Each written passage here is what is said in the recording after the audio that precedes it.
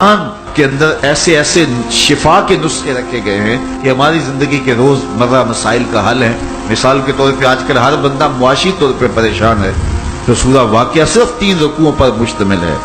اگر یہ معمول زندگی بنا لے تو سورہ واقعہ جہاں ہوگی وہاں نحوستیں اور بے برکتیاں نہیں ہوں گی۔ سورہ یاسین پڑھو گے تو بے پناہ برکتیں اس کے دامن میں رکھی ہوئی ہیں۔ اسی طرح سورہ اخلاص صرف 3 مرتبہ پڑھیں گے تو پورے قرآن پڑھنے کا ثواب نصیب کر دیا جائے گا۔ ایک شخص حضور کی خدمت میں حاضر ہوا اور اس نے حضور سے کہا، کثیر العیال ہوں، ذرائع آمدنی بہت تھوڑے ہیں، تو میرے لیے کوئی دعا کیجئے، کوئی مجھے نسخہ بتائیے۔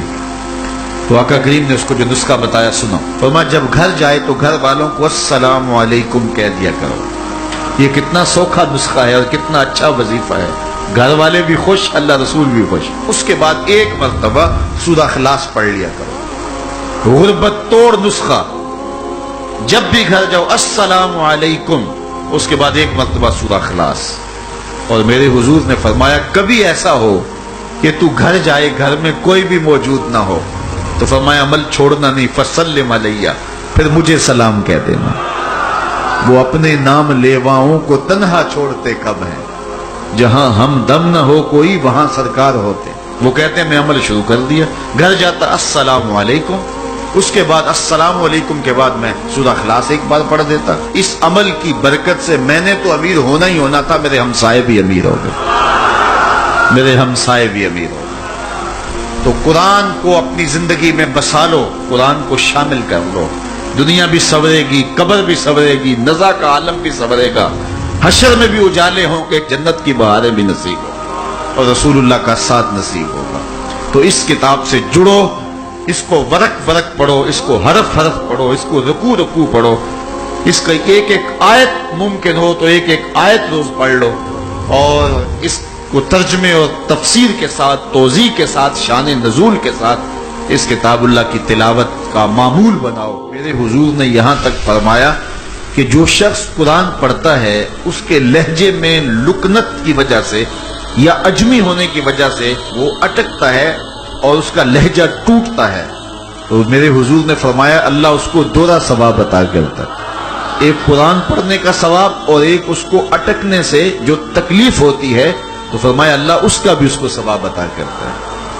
اور فرمایا یہ وہ پاکیزہ کتاب ہے کہ اگر تمہارا رب سے باتیں کرنے کو جی چاہے تو قرآن کھول کے بیٹھ جاؤ، یہ رب سے ہم کلام ہونا ہے، یہ اپنے رب سے گفتگو کرنی ہے۔ میرے حضور نے فرمایا کہ قرآن اللہ کی وہ لٹکتی ہوئی رسی ہے جس کا ایک سرا تمہارے ہاتھ میں ہے، دوسرا سرا تمہارے رب کے ہاتھ میں۔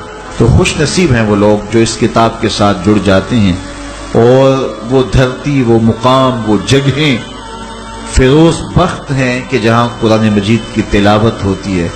گھروں کو قبرستان نہ بناؤ، گھروں میں نوافل ادا کرو اور قرآن مجید کی تلاوت سے اپنے گھروں کو آباد کرو۔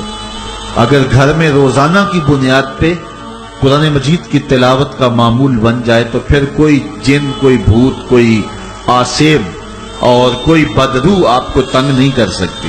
جہاں قرآن کی تلاوت تسلسل کے ساتھ ہوتی ہوگی وہاں جن نہیں ہوگا، وہاں ٹونے نہیں ہوں گے، وہاں جادو نہیں ہوگا، وہاں سایہ نہیں ہوگا، وہاں رحمت الہی کا سائبان تان دیا جائے گا۔ جہاں قرآن پڑھا جائے وہاں نزول باران ہوتا ہے، رحمتوں کی برسات ہوتی ہے۔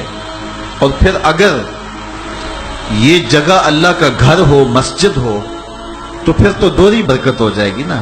اس کتاب سے اتنی روشنیاں پھوٹتی ہیں کہ زندگی کے سارے اندھیرے ختم کیے جا سکتے ہیں۔ یہ کتاب زندگی ہے، کتاب حیات ہے۔ اس کے بتائے ہوئے اصولوں کے مطابق اگر زندگی بسر کریں گے تو یہ زندگی بھی خوبصورت ہوگی، اور اس زندگی کے بعد ایک اور شروع ہونے والی زندگی ہے، وہ زندگی بھی خوبصورت ہوگی۔ قرآن قبر میں چراغاں کرے گا، قبر میں روشنیاں دے گا، قبر میں اجالا کرے گا۔